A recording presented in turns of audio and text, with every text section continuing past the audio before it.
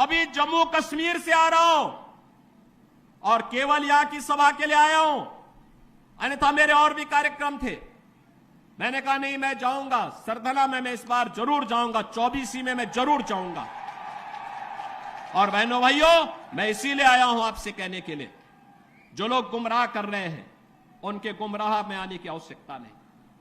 ये लोग कभी नहीं आएंगे। फिर जाति के सौदागर उपयोग करेंगे, बाद में सौदेबाजी करके गायब हो जाएंगे।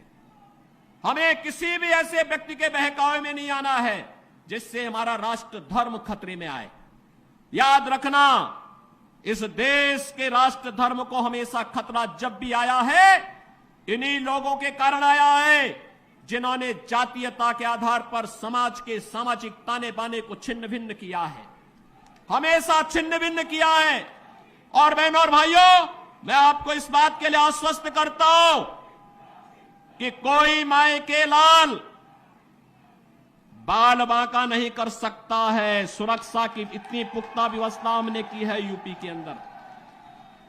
आज आप देखते होंगे बड़े बड़े दुर्दांत माफिया और अपराधी किस कदर उनकी दुर्गति हो रही है।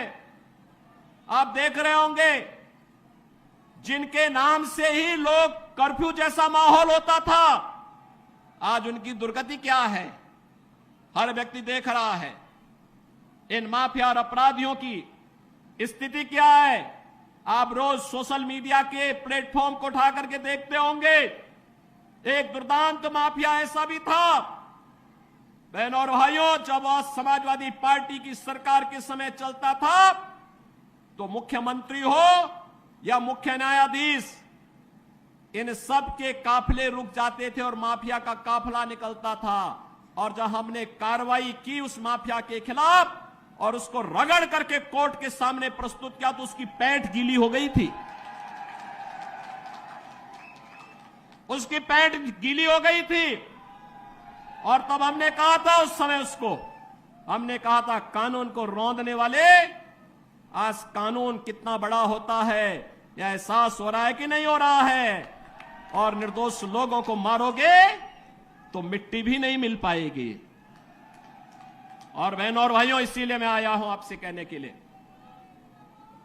देखो, जिनकी गर्मी हम शांत कर चुके हैं उनको गर्म मत होने दीजिए। अब इस क्षेत्र को विकास की मुख्य धारा के साथ जुड़ने दो।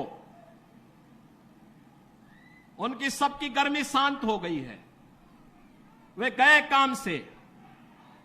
और इसीलिए मैं आप सबसे अपील करने के लिए आया हूं कि पूरे देश की एक आवाज है, पूरा देश एक ही स्वर में बोल रहा है।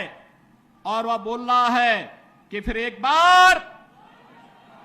बार मोदी सरकार, फिर एक बार। देश विदेश की ऐसी ही तमाम खबरों के लिए देखते रहिए हमारा चैनल डिजिटल न्यूज गुरु।